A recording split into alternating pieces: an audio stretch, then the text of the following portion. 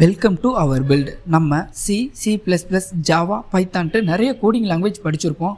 அதோட அவுட்புட் எல்லாமே நம்ம ரன் பண்ணி ஒரு கம்பைலர்லையோ அல்லது ஒரு சீரியல் மானிட்டர்லையோ பார்த்துருப்போம். அதையும் தாண்டி ஒரு மிஷின்லேயோ அல்லது ஒரு எலக்ட்ரானிக்ஸ் டிவைசஸ்லையோ பார்க்கணும் அப்படின்னா அதுக்கு ராஸ்பெரி பை ரொம்பவே யூஸ்ஃபுல்லாக இருக்கும்.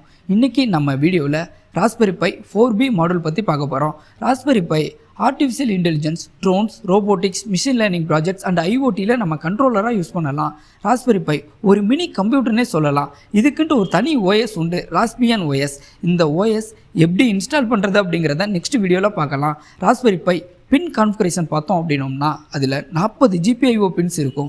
GPIO means general purpose input output pin. இந்த பின் சென்சாரை கனெக்ட் பண்ணுறதுக்கும் நம்ம கொடுக்கக்கூடிய ப்ரோக்ராமை அவுட்புட்டாக மிஷினுக்கு டிரான்ஸ்மிட் பண்ணுறதுக்கும் யூஸ் ஆகும். இதில் 8 கிரவுண்ட் பின்னு, 2 5.5 வோல்ட் பின்னு, 2 3.3 வோல்ட் பின்னு இருக்கும். இது எக்ஸ்டர்னல் போர்டுக்கு பவர் சப்ளை பண்ணவும் சென்சாருக்கு தேவையான பவர் கொடுக்குறதுக்கும் யூஸ் ஆகும்.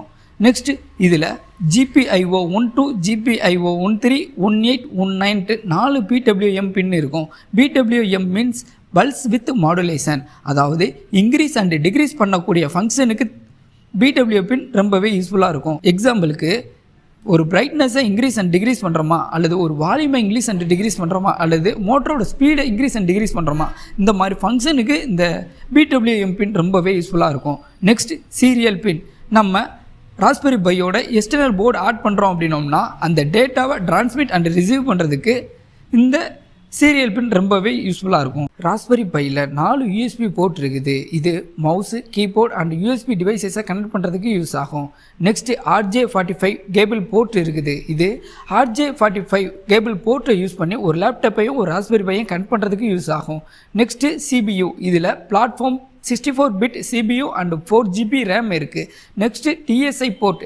இது ராஸ்பெரி பையோட எக்ஸ்டர்னல் டிஸ்பிளேவை கனெக்ட் பண்ணுறதுக்கு யூஸ் ஆகும். Next micro USB port. இது ராஸ்பெரி பைக்கு பவர் கொடுக்கவும் டிவைசஸை கனெக்ட் பண்ணி அப்டேட் பண்ணுறதுக்கும் யூஸ் ஆகும். Next HDMI port. இது ராஸ்பெரி பையோட HDMI சப்போர்ட் உள்ள டிவி அண்ட் மானிட்டரை கனெக்ட் பண்ணுறதுக்கு யூஸ் ஆகும். Next camera port. இது ராஸ்பெரி பையோட எக்ஸ்டர்னல் கேமராவை ஃபிட் பண்ணுறதுக்கு யூஸ் ஆகும். Next audio jack.